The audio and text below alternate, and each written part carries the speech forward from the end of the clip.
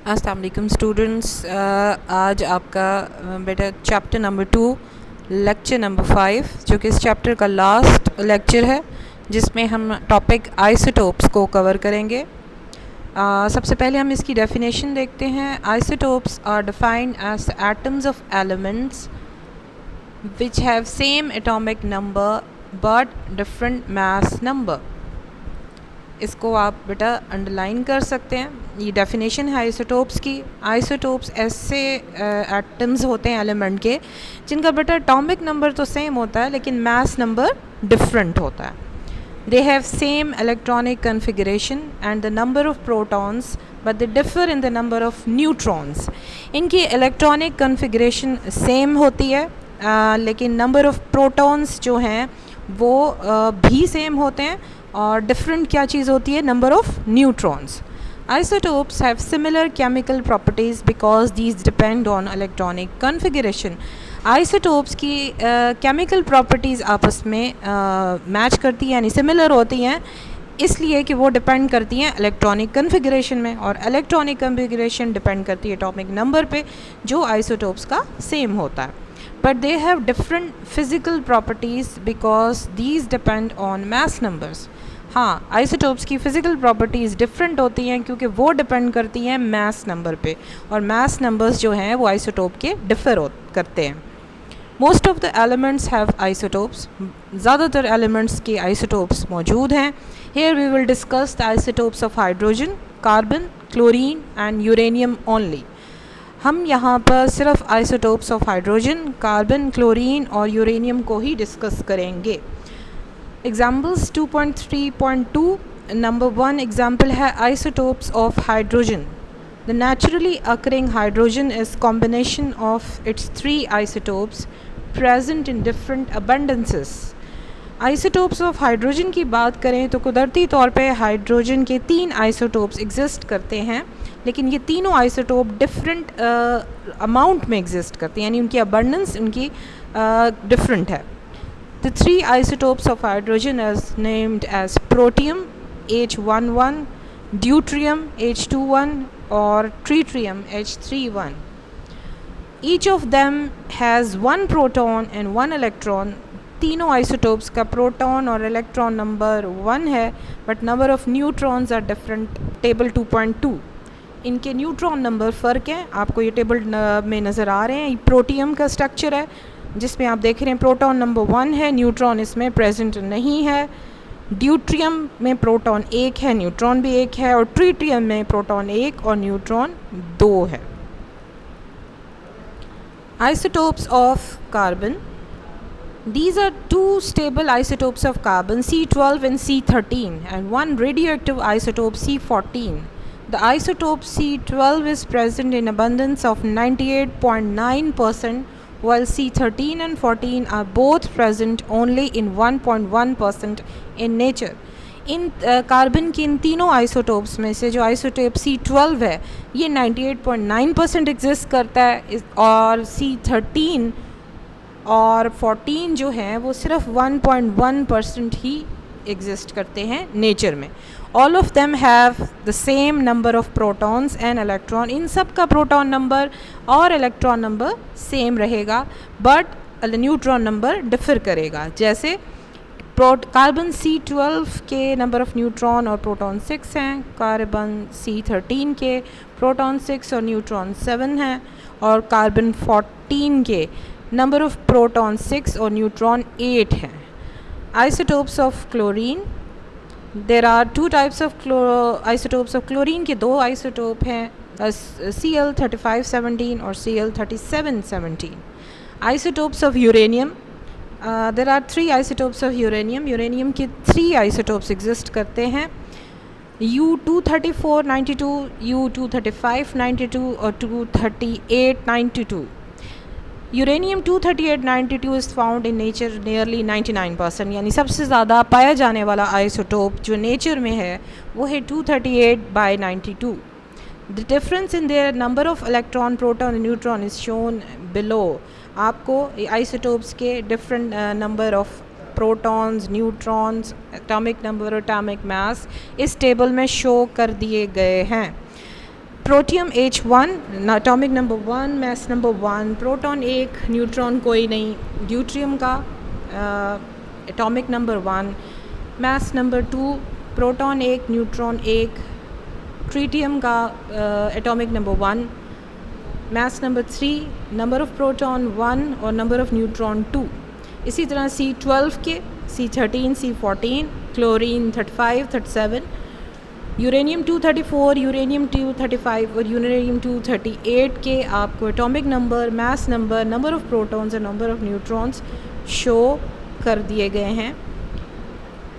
Isotopes की हम applications देखते हैं कि हम इनको कहाँ यूज़ करते हैं। In science and many different technological fields isotopes have vast application. Science में और टेक्नोलॉजी की डिफरेंट फील्ड्स में आइसोटोप्स के बहुत ज़्यादा एप्लीकेशंस हैं। The biggest application is the field of medicine. Isotopes का सबसे ज़्यादा काम मेडिसिन की फील्ड में है। They are applied in diagnosis, radiotherapy and treatment of many diseases like cancer. इसको हम डिफरेंट डायग्नोसिस यानी डिज़ीज़ को फाइंड आउट करने, रेडियोथेरेपी करने और बहुत सी डिजीज़ जैसे कि कैंसर है इसको ट्रीट करने के लिए भी यूज़ करते हैं, अप्लाई करते हैं। यूजेस आइसोटोप्स के क्या हैं? With the advancement of scientific knowledge the isotopes have found many applications in our lives. Following are the major fields in which isotopes have vast application. Science की advancement के साथ, इसके knowledge में इजाफे के साथ आइसोटोप्स के बहुत सारे एप्लीकेशंस हमारी लाइफ्स में मौजूद हैं और कुछ मेजर जो फील्ड्स हैं जिनमें ये आइसोटोप्स यूज़ होते हैं वो हम आप डिस्कस करेंगे। हाँ जी, नंबर 1 एप्लीकेशन है radiotherapy, treatment of cancer. For the treatment of skin cancer, isotope like P32 and SR90 are used because they emit less penetrating beta radiations. For cancer, CO60 affecting within the body is used because it emits strongly penetrating gamma rays. Skin cancer की treatment के लिए isotopes जो phosphorus 32 और strontium 90 को इस्तेमाल किया जाता है क्योंकि ये जो बीटा रेडिएशंस रेडिएट करते हैं और ये लेस पेनिट्रेटिंग होती है यानी ज़्यादा एब्जॉर्ब नहीं होती। कोबाल्ट 60 को यूज़ किया जाता है कैंसर के लिए जहाँ पर with in the body cancer मौजूद हो और इसको इस्तेमाल किया जाता है क्योंकि ये strongly penetrating gamma rays produce करता है, यानी बहुत ज़्यादा जज्ब होने वाली रेज को प्रोड्यूस करता है। Tracer for diagnosis in medicines. The radioactive isotopes are used as tracers in medicine to diagnose the presence of tumor in the human body. Use किया जाता है as tracers in medicine. Medicine में tracer के तौर पे use किया जाता है to diagnose the presence of tumor in the human body, ताकि फाइंड आउट किया जा सके ट्यूमर ह्यूमन बॉडी के अंदर। ये ट्रेसर्स जहाँ जहाँ मूव करते हैं वहाँ वहाँ से आपको पता चलता जाता है बॉडी में कि कहाँ पर ट्यूमर प्रेजेंट है। Isotopes of iodine 131 are use for diagnosis of goitre in thyroid gland.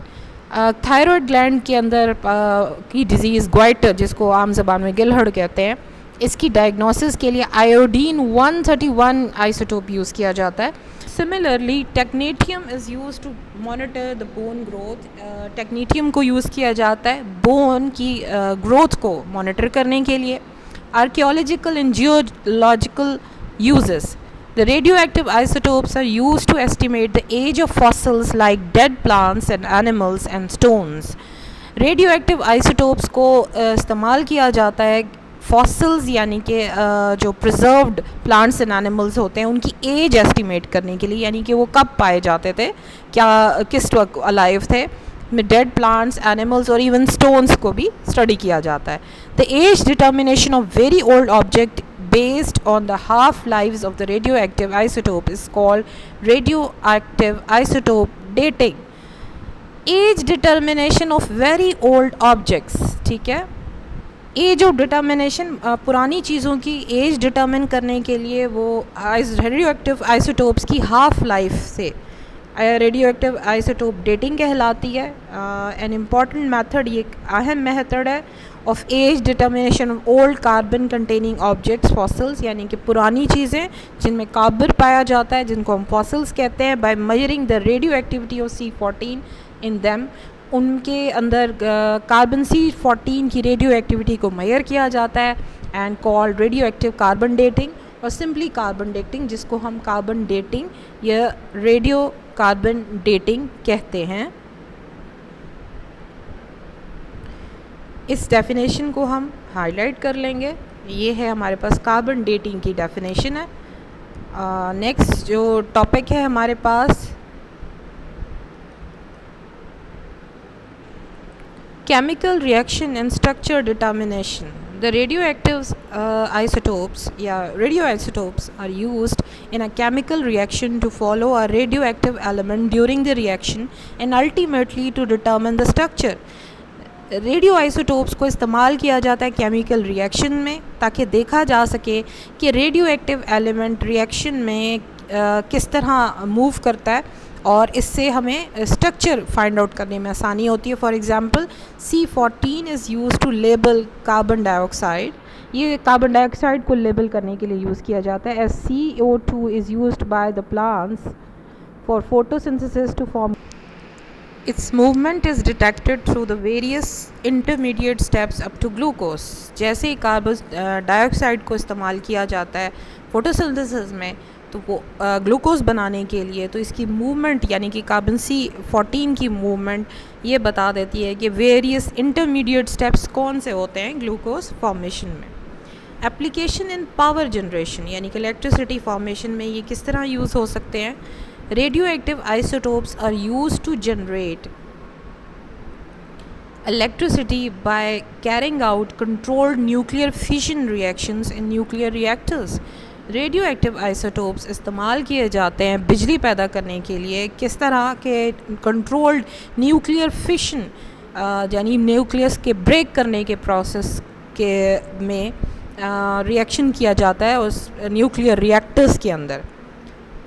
For example जब U-235 is bombarded with slow moving neutrons को बम्बार्ड किया जाता है यूरेनियम 235 पे, तो यूरेनियम न्यूक्लियस ब्रेकअप्स यूरेनियम का जो न्यूक्लियस है वो टूट जाता है और प्रोड्यूस करता है बेरियम 139 एंड क्रिप्टॉन 94 और 3 न्यूट्रॉन्स बाहर निकलते हैं। ये आप रिएक्शन देख रहे हैं। यूरेनियम 235/92 को जब बम्बार्ड किया जाता है न्यूट्रॉन से तो क्या होता है बेरियम 139 क्रिप्टॉन 94 और 3 न्यूट्रॉन्स प्लस एनर्जी प्रोड्यूस होती है। Large amount of energy is release which is use to convert water into steam in boilers. इस रिएक्शन के थ्रू बहुत ज़्यादा क्वांटिटी में एनर्जी प्रोड्यूस होती है जो कन्वर्ट की जाती है वाटर को स्टीम बना, और स्टीम्स जो है प्रोड्यूस होती है बॉयलर्स में। The steam then drives the turbine to generate electricity. इस स्टीम से बाद में टरबाइन को चलाया जाता है जो इलेक्ट्रिसिटी को जनरेट करती है। This is the peaceful use of atomic energy for development of a nation. किसी भी कौम की तरक्की में अमन पसंद इस्तेमाल एटॉमिक एनर्जी का यही है बिजली बनाने में। इस तरह बेटा आपका चैप्टर नंबर 2 लेक्चर नंबर 5 इस तरह बेटा आपका chapter number 2 lecture number 5 complete हुआ और इसके साथ आपका चैप्टर भी कंप्लीट हुआ। Thank you.